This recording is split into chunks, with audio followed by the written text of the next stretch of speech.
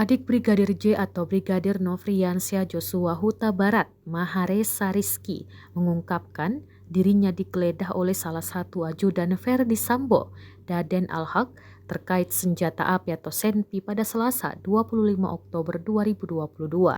Menjadi saksi dalam persidangan dugaan pembunuhan berencana atas terdakwa Barada E atau Barada Richard Eliezer, Reza mengatakan hal itu terjadi pada 8 Juli 2022. Reza merupakan anggota Kepolisian Republik Indonesia yang sempat bertugas di Mabes Polri. Namun, usai kejadian penembakan tersebut ia dipindah tugaskan di Kepolisian Daerah Jambi. Ia mengisahkan mendapatkan telepon dari Daden sekitar pukul 19 waktu Indonesia Barat. Saat itu dia mengatakan dirinya tengah berada dalam indikosannya.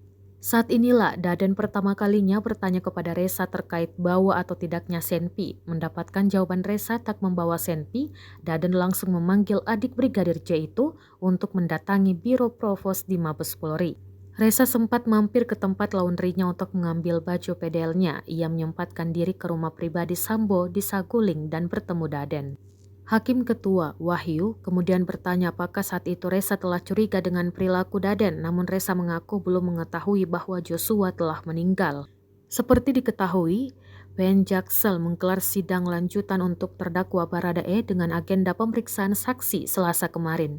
Sebanyak 12 saksi dihadirkan untuk dimintai keterangan, mulai dari keluarga dari Brigadir J, kuasa hukum keluarga Brigadir J, kekasih Brigadir J, hingga tenaga kesehatan dari Jambi.